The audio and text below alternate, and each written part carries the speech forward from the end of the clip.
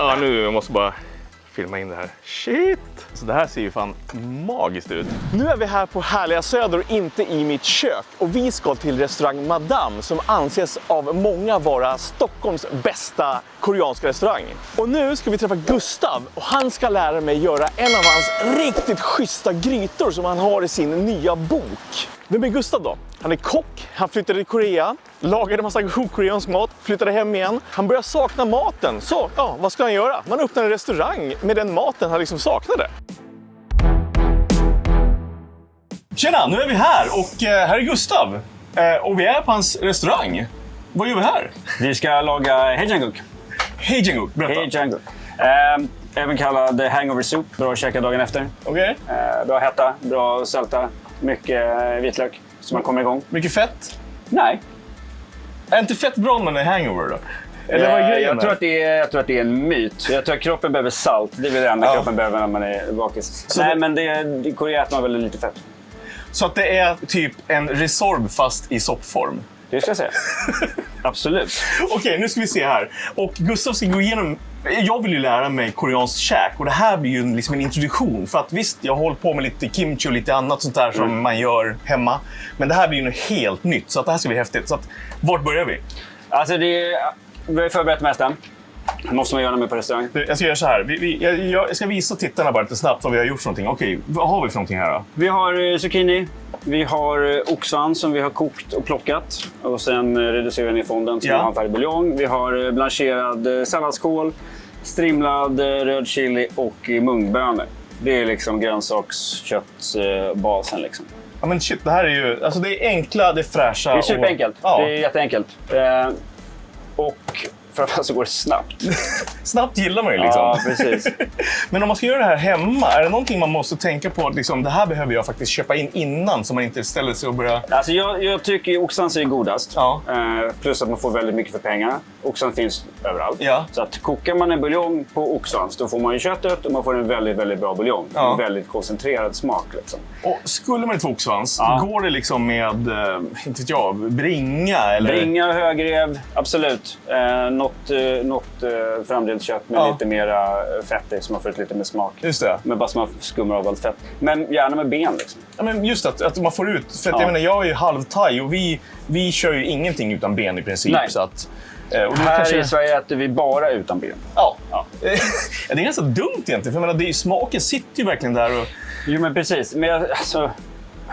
Hittar man inte oxsvans, det finns ju ofta märgben. Ja. Du kan köpa soppben. Ja, och märgben är väl sånt egentligen som folk köper till sina hundar liksom, i många fall. Ja, men det tror jag. Ja. Det tror jag. Men det är väl bara, alltså, folk är väl intresserade för tiden. Man vill ju göra sin egen fond eller kolla på tv när folk kokar rödvinssås och sånt där. Du kan ju inte göra rödvinssås på bång liksom. Nej, och det är lite synd för att det blir ju, så här, det är bra för att folk börjar laga mat. Men det är synd för att priserna på de här grejerna som jag förut köpte billigt har blivit dyrare för att folk har ett intresse. Ja, men så är det absolut. Men det är väl, allt är ju dyrt nu för tiden. Löken är ju dyrt till och med. Liksom. Men det här känns ändå som en ganska billig anrättning om man tittar på ingredienserna så. Liksom. Det är kål och... Visst är det. Och man behöver inte speciellt mycket specialgrejer också. Det är lite risenäger, det är lite sesamolja, koreansk soja och så doenjang såklart. Ja. Som är fermenterade sojabönor. Typ koreansk miso skulle jag säga, fast grövre. Liksom. Så att det är mycket större bitar av sojabönor. Jag ska kolla in här. Så att den är... Det är liksom lite grövre, ren sälta, inte lika liksom, söt, mysig som miso brukar vara. Liksom. Okay. Men det är en bra bas i alla soppor, alla buljonger, alla grytor. Det får liksom ett djup i saker och ting. Går den här att använda till någonting annat? Vill du blanda ner den här? Du kan göra allt med det. Om du käkar som Korean barbecue till exempel, och du äter samjang.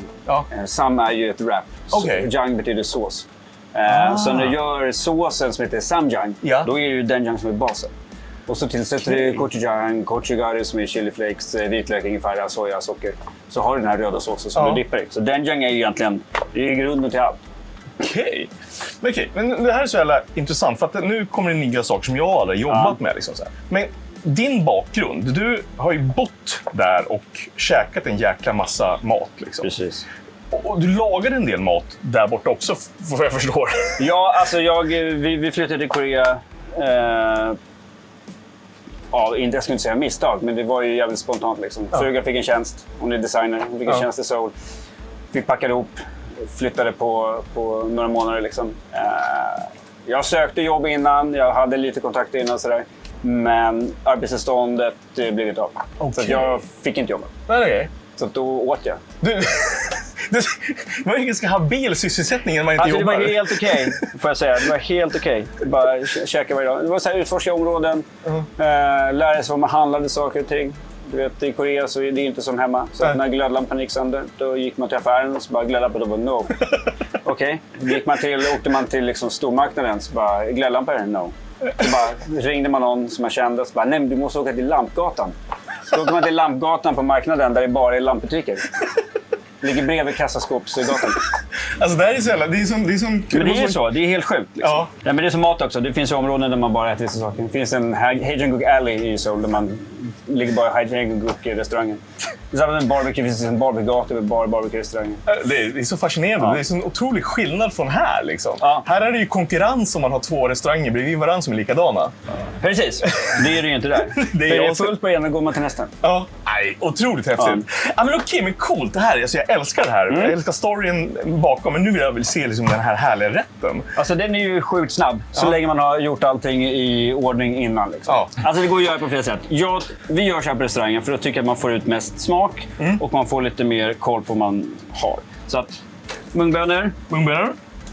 Ja. Typ så. Okej. Röd chili.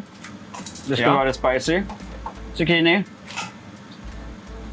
Lite blanchad kål som vi kramar ur så att det inte är massa vatten. Och så oxsvans. Ska säga att det här är väl lagom till en portion. En stabil portion tycker jag liksom. Vitlök. Vitlök. En bra klick. Ja. Den är ju rätt salt. Och nu är den här burken helt nyöppnad så att då är den lite mindre liksom pungent. Men vadå? Blir det mer pungent? Ja, när den torkar ur. Okej. Vi kör en sån där. Ja.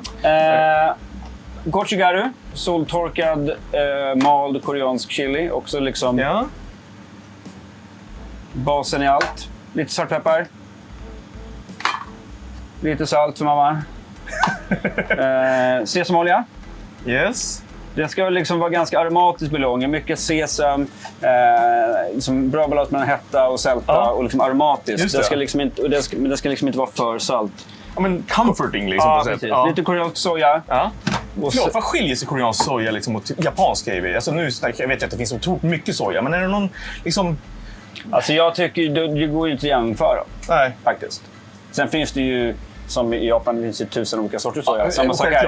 Men köper man en basic koreansk soja och en basic japansk och jämför dem side by side så är de väldigt, väldigt olika. Kanske det jag vill komma till, den här basic. Man tänker en kikkoman liksom. Jag skulle säga att koreansk basic soja som vi använder smakar mer. Okej. Ja, ska jag säga rakt av liksom. Ja.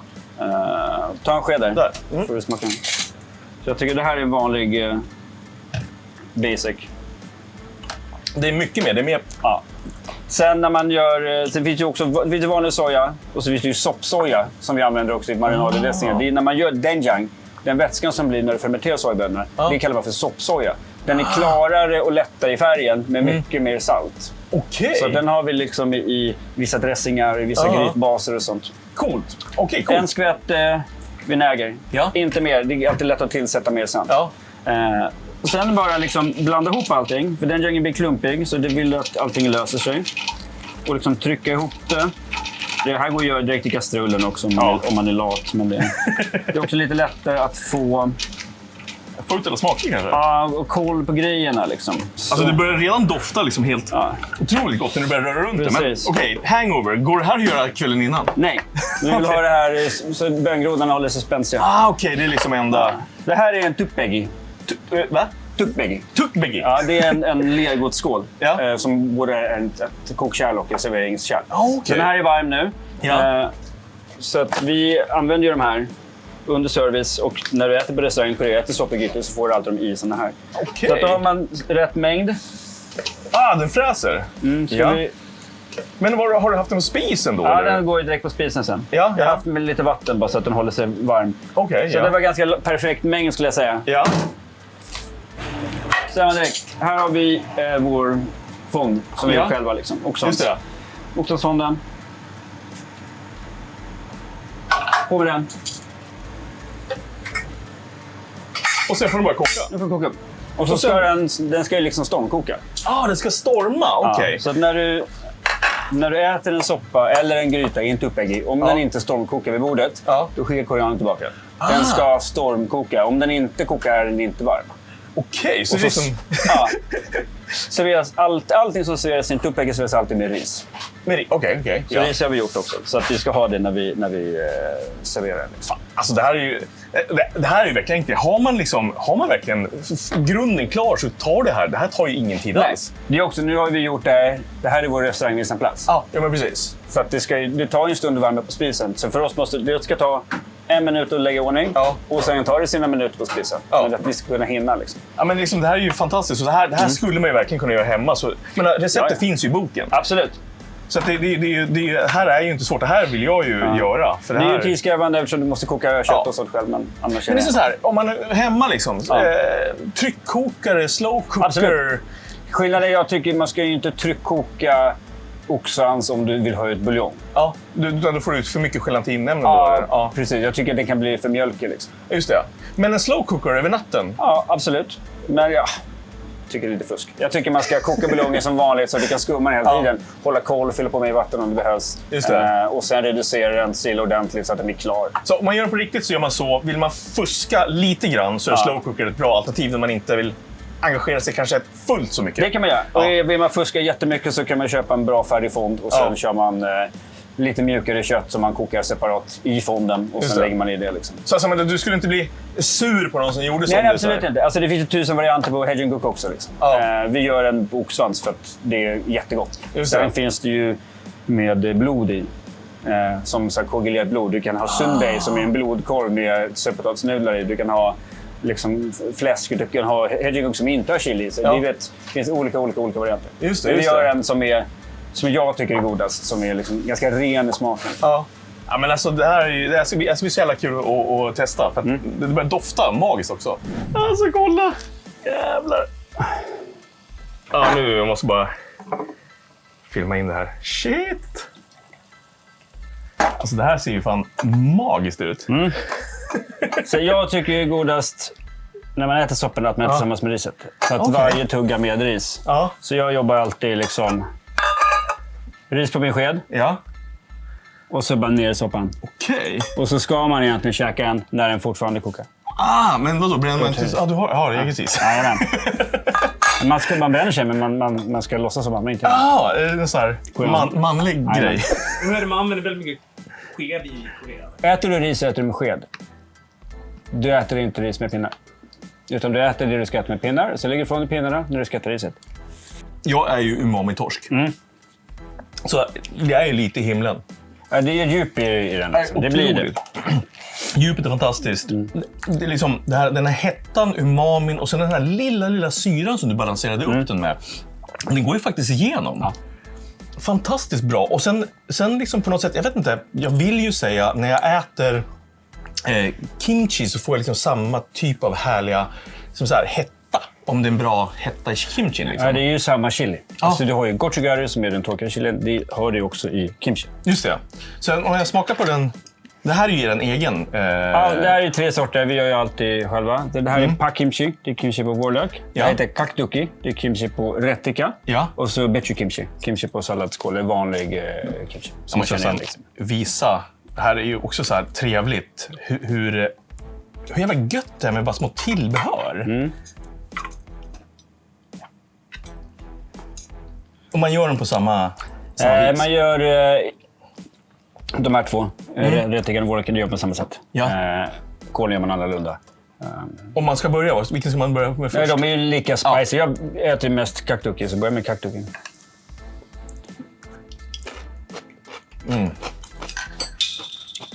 Fantastiskt. Det är bra storlek på dem också. De är krispiga. Otroligt gott. Och det här blir ju lite mjukare i och med att det är blad liksom. Men precis. Men bara texturen gör att det blir en upplevelse. Ja. Vårlöken ändrar ju väldigt mycket karaktär när den blir äldre.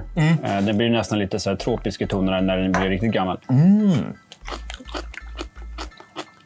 Medan kålen tycker jag, ju äldre den blir, desto den tappar mer sälta och får utveckla mer hetta istället. Så jag gillar ju att ha den vanliga kålklippet ganska salt. För det blir lite mer bra kombination till alla andra maträtterna för att de andra kimchirna är inte så salta. Liksom. Just det. Men även de här finns i boken? Absolut. Ja. Boken. Vad är grejen? Men grejen är att det är så jävla gott med soppor och grytor. Ja. Så att det är en bok med i princip bara soppor och grytor och rätter som man delar på. Ja. Och sen är det självklart kimchi-recept och banchan-recept som är namull och grönsaker. Och sen några som side dishes som kimchi-pannkaka och sånt där. Okay. Nej, men så det är liksom uppdelat i olika kategorier av soppor. Det är jongol som är såna grytor man kör på bordet på en brännare som är som hotpot-variant. Guki är en typ av soppa. Du har jjigaes, du har tangs. Så det är lite olika typer. Försökte göra recepten så enkla som möjligt. Så att alla kan laga mat hemma. Och att man inte behöver köpa en hel asiatisk butik för att laga det heller. Liksom. Alltså, det är så jävla gott. Producent Andreas, kom hit. Det är som en jättehuvud här. Var det lite ris eller? Ja, ris och soppa tillsammans. Och ner i botten liksom. Så. Fy fan. Otroligt. Okej, hörni. Tack för att ni kollade och säg till. Vad tyckte ni ska gå sen och lära mig mer om saker jag kanske inte kan så mycket om själv eller lära mig mer om saker. Och vad tycker du jag ska dra någonstans? Du skulle kunna dra till hantverket och prata med Stefan om potatis. Det är bra. Potatis är alltid bra. Eller prata om Frankrike med Einar Jean på Chez Jolie. Det är 2 bra tips. Så tack så mycket. Prenumerera inte redan så gör jag det. Klockan, ni vet allt det där. Ja, men hur som helst. Vi ses nästa vecka. Ha det bra. Tja!